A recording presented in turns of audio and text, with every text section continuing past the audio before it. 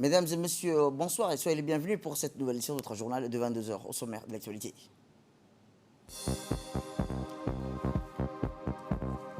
Eh bien, à la une dans l'actualité nationale, une équipe espagnole mène des fouilles archéologiques prometteuses à Dasbio, dans la région d'El Sébi. Et dans l'actualité internationale, dans la page sport, le président de la CAF est rassuré de l'avancée des infrastructures en Côte d'Ivoire. C'était les titres. Merci si vous nous rejoignez. Eh bien, dans l'actualité nationale, le ministère de l'Éducation nationale, de la formation professionnelle, en collaboration avec l'UNICEF, a organisé jeudi dernier au Conseil CFF un atelier de validation de l'analyse des goulots d'étranglement sur l'eau, l'assainissement et l'hygiène dans les écoles de Djibouti. L'atelier a été couvert par le secrétaire général du ministère de l'Éducation nationale et de la formation professionnelle, M. Mohamed Abdallah Mayou, qui a insisté sur l'importance d'améliorer les services d'eau, d'assainissement et d'hygiène au milieu scolaire pour favoriser les conditions d'apprentissage des élèves de la République de Djibouti. Le directeur général de l'enseignement, M. Abid Dirir, a supervisé le bon déroulement de l'atelier jusqu'à la fin de la journée. Rappelons que l'objectif de cet atelier était de présenter un panel d'introducteurs composé de responsables des directeurs d'établissements scolaires, associations des parents, élèves et des partenaires techniques, les résultats de l'analyse des goulots d'étranglement sur le rat en milieu scolaire que le bureau d'études éco-humain a réalisé. Des travaux de groupe ont été réalisés avec les différentes parties prenantes de l'atelier afin de valider l'étude et d'apporter des recommandations. À la suite, ces recommandations, des axes stratégiques ont été identifiés et serviront à alimenter une future stratégie nationale. Ces stratégies s'inscrivent en cohérence avec le schéma directeur de l'éducation que le MENFOP est en train de finaliser et visera le renforcement des services de l'eau, l'assainissement et l'hygiène en milieu scolaire. Il s'agit de favoriser ou d'améliorer les services d'hygiène et d'assainissement dans les établissements. Concrètement, ça veut dire quoi? Il faut permettre aux petits d'avoir des toilettes qui fonctionnent, qui marchent dans tous les établissements de la République. Et aujourd'hui, on réfléchit à l'ensemble des moyens à mettre en place pour permettre à nos élèves de se sentir bien dans les écoles de la République. Un établissement scolaire qui n'a pas de toilette, c'est un établissement scolaire qui ne peut pas permettre à l'élève d'éduquer et d'apprendre. Améliorer les toilettes, faire en sorte que les élèves aient des bonnes toilettes, ça contribue à la réussite scolaire de l'élève. Eh bien, contrairement aux autres mois, le mouvement des activités économiques et commerciales dans les principaux marchés de la ville de Djibouti diminue considérablement tout au long de la journée. Et au mois béni du Ramadan, reprend son activité dans la période après la prière de l'après-midi. À cet égard, les rues de la ville de Djibouti semblent presque vides, comme le montrent ces images captées par la caméra de la RTD. Les restaurants ferment également leurs portes pendant la journée du Ramadan, en application des directives émises par les autorités compétentes et par respect pour les caractères sacrés du mois béni du Ramadan. De leur part, les mains soulignent qu'il existe un ensemble d'éthiques et de morales qu'un musulman devrait avoir afin que son jeûne soit acceptable et obtienne ainsi l'approbation de Dieu Tout-Puissant. De son point de vue, le musulman doit redoubler davantage d'efforts pendant le Ramadan pour profiter au maximum du mois sacré qu'il ne passe qu'une fois par an. Eh bien, dans le cadre du renforcement des recherches des patrimoines archéologiques, comme je vous le dis dans le titre, l'IRA, l'Institut de recherche archéologique, a noué des partenariats avec des partenaires espagnols. Après les Français, les Américains, une équipe espagnole d'archéologues mène des travaux de fouilles dans le sud du pays, plus précisément à Dasbio, où l'équipe espagnole a décelé de nombreux sites d'intérêt pour l'archéologie à Andoga et Dikil. L'équipe espagnole dirigée par l'expert Alfredo González a mené une mission et des fouilles à Dasbio avec des résultats palpables. 3 tombes ont été trouvées, dont 2 appartenant à la période pré-islamique, probablement à la période de transition entre le monde ancien et médiéval. Malgré les pillages de certaines tombes, on livre des informations intéressantes aux archéologues avec la découverte des offrandes funéraires comprenant des fragments de 4 petites bouteilles de parfum vert dans un complet, un bracelet en pierre rouge polie et un bracelet en fer, des vaisselles en céramique. Par ailleurs, l'équipe a mené des projections pour documenter 2 autres sites avec des tombes de grandes dimensions entre Ali Adé et Olhol. Selon les experts, l'hypothèse est que le tumulus, des dimensions extraordinaires, parfois de plus de 50 mètres de diamètre, était marqueur territoriaux, divers clans nomadiques qui vivaient dans ces zones au XVe siècle. Ces partenariats entre Djibouti et l'Espagne vont permettre de renforcer et de vulgariser le patrimoine archéologique de notre pays, dont la plus grande des parties est concentrée à Gobad, en région d'Ikil, mais des sites intéressants ont été découverts dans la région de Ali Sebia, notamment à Dasbio, après Dolhol et Loyade, à la frontière somalienne. Eh bien, l'archéologue espagnol Alfredo González a remercié le ministère de l'Enseignement supérieur et le CERD ainsi que le directeur de l'IRA pour avoir facilité et accordé à l'équipe d'experts espagnols qui mène des fouilles sur le nouveau site d'Asbio et les environs. Particulièrement intéressant parce que c'est une région qui était traversée des routes historiques pendant le Moyen-Âge et avant le Moyen-Âge, qui mettait en contact la région côtière de Ceuta, qui est une des villes les plus importantes du point de vue commercial depuis le Moyen-Âge, et l'intérieur de la Corne de l'Afrique. À la région d'Alisabie, on a trouvé plusieurs de ces sites de rencontres, ces sites funéraires qui sont aussi des sites de rencontres. Et une chose qui est très intéressante, c'est que ces sites sont assez différents d'autres sites qu'on connaît à la Corne de l'Afrique. Et on a commencé à fouiller au site d'Asbio.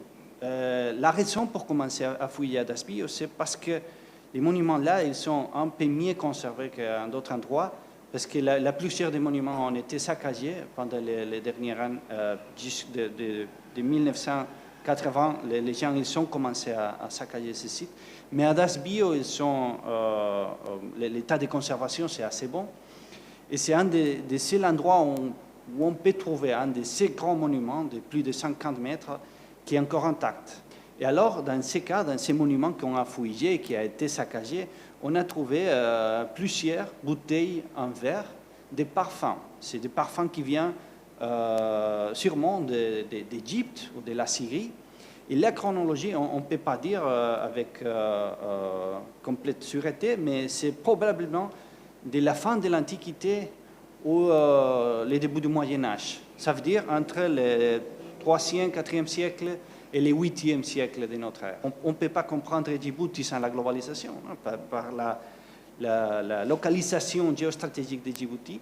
Et ça, c'est quelque chose de contemporain, mais c'est quelque chose qui c'était déjà très important il y a 1500 ans. Alors, c'est ce contact entre les passés et les présents qui nous intéresse beaucoup aussi. Et on l'étudie du point de vue de l'archéologie. On peut comprendre, on peut analyser ces contacts à partir des objets archéologiques, comme par exemple ces petites bouteilles de parfum qui nous parlent des connexions avec le Proche-Orient, avec le nord de l'Afrique, avec l'Inde. On a aussi trouvé un bracelet en pierre poli, qui c'est vraiment très beau et unique. Et on n'a pas des parallèles pour ça à la Corne de l'Afrique. Et c'est en fait un monde qui s'ouvre, qu'on commence à connaître maintenant. Le directeur de l'IRA a rappelé que les différentes coopérations avec plusieurs partenaires, a-t-il dit, dont l'équipe espagnole qui mène des fouilles aujourd'hui à Dasbio. L'année dernière, l'archéologie les pions ont un peu bougé. Je me souviens qu'il y a 10 ans, on prêchait dans le désert, personne ne nous écoutait. Puis, petit à petit, de fil en aiguille, on a reçu un soutien au plus haut niveau. Et c'est là que le clash s'est produit. Et visiblement, du jour au lendemain, tout le monde s'est intéressé à l'archéologie. Nous nous rencontrons aujourd'hui au sein du CERD, dans la future bibliothèque du dépôt de fouilles qui est déjà prêt, pour parler de l'arrivée, depuis l'année dernière, d'une nouvelle équipe, d'une équipe espagnole, dirigée par deux directeurs de recherche, dont une équipe travaille dans le sud, donc dans la région de l'Issabier, d'Asbio en particulier, et une autre dans le sud-ouest, à Andoga, le fameux site médiéval. Donc nous avons ici aujourd'hui avec nous M. Alfredo González, qui lui donc est responsable de l'équipe qui travaille actuellement à Dasbio et aux alentours. Le néolithique avec les Français, les Espagnols, peut-être des Italiens, sur la période médiévale. Le fait de faire appel à d'autres équipes, autres que les équipes françaises qui travaillent à Djibouti depuis plusieurs décennies maintenant, s'inscrit dans la perspective d'un choix de l'Institut qui a voulu promouvoir la coopération régionale et internationale. Une chose est sûre, cet institut qui peine toujours à naître a urgemment besoin de nouer de nouveaux partenariats pour pouvoir grandir. L'archéologie ne peut pas se développer sans un dépôt de fouilles. Donc ce dépôt de fouilles, si l'archéologie aujourd'hui a une légitimité et a acquis ses lettres de noblesse, il n'y a plus de doute là-dessus. Comme je le disais tout à l'heure, il lui fallait ce dépôt de fouilles qui pourrait lui servir à la fois de lieu de rencontre, de lieu de dépôt et d'échange entre les différents archéologues. Direction le nord, plus précisément à Obok, où la majeure partie des populations ruraux est affectée par les effets néfastes de la sécheresse, surtout dans sous-préfectures éloignées. Ces sécheresses récurrentes ont aggravé la vulnérabilité des cheptels, principale source de subsistance des familles nomades des secteurs éloignés. Mohamed Gass. On est à Oulma, une localité non loin des chefs-lieux d'Obok, où les éleveurs ont du mal à nourrir leurs troupeaux à cause de la sécheresse qui reste un cauchemar pour les nomades enclins à vivre dans ces zones arides. Bien que la région est habituée au phénomène des sécheresses, durant ces 2 dernières décennies, avec les projets des réseaux d'adduction d'eau des Bissidiro, Obok semblait ne plus jamais souffrir de ces fléaux, surtout pour les éleveurs vivant dans des zones côtières. Rappelons que ces projets permettra de résoudre définitivement le manque d'eau dont faisait face Obok, et aussi de permettre à la population de se lancer dans des projets agricoles et d'élevage.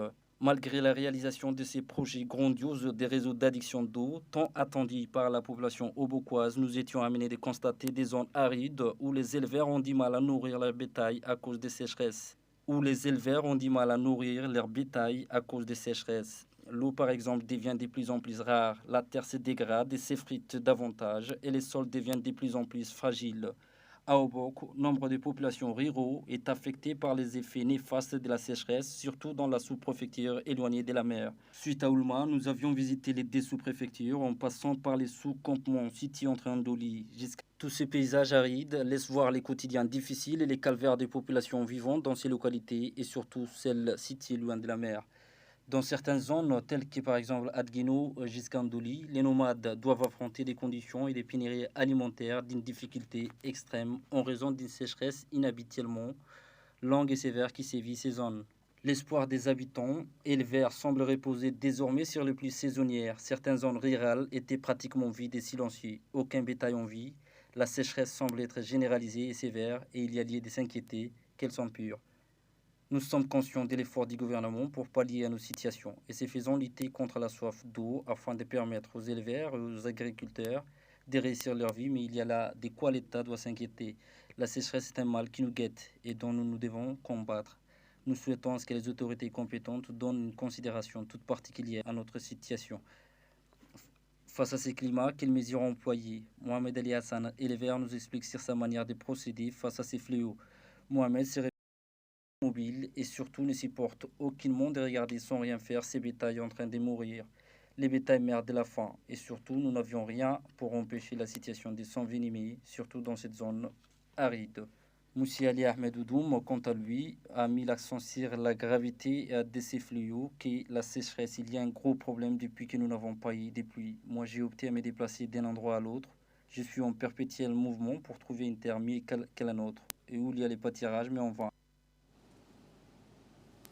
Et dans l'actualité internationale continentale, au Nigeria, une semaine après l'attaque d'un train dans le nord-ouest du Nigeria par des hommes armés, Plus de 168 personnes manquent toujours à l'appel, a indiqué dimanche soir la compagnie nationale ferroviaire, le Nigerian Railway Corporation. Au moins 8 personnes ont été tuées et un nombre indéterminé enlevé le 28 mars dernier lors d'une attaque d'hommes armés qui ont fait exploser une bombe sur la voie et ouvert le feu sur le train reliant Abuja, la capitale Kaduna, à une ville du nord-ouest du Nigeria, où se vivent des grands criminels. Les rescapés de l'attaque et le président nigérien Mohamed Buhari avaient indiqué que les passagers avaient été enlevés, mais le nombre exact n'est pas encore connu.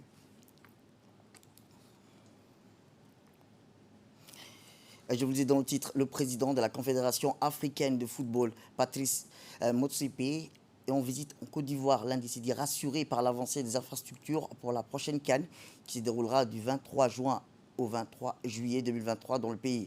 Nous avons confiance que la CAN que vous allez organiser ici sera la meilleure, a indiqué le président. Nous sommes rassurés par les différentes infrastructures que vous avez mises en place pour accueillir cette compétition, a indiqué le dirigeant sud-africain à l'issue d'une rencontre avec le président ivoirien Alassane Ouattara. Je suis satisfait des progrès faits, même s'il reste quelques problèmes encore à régler, a-t-il ajouté. 6 stades sont en construction ou en rénovation pour la compétition pour la CAN 2023 prochain qui se tiendra en Côte d'Ivoire. Et enfin, en bref et en l'image, le président Cyril Ramaphosa a annoncé lundi que toutes les restrictions liées à la pandémie du Covid-19 prendraient fin à minuit, soulignant qu'il est temps de relancer la croissance économique. C'est la fin de cette édition. Merci à vous de nous avoir suivis. Restez avec nous pour la suite de nos programmes télévisés.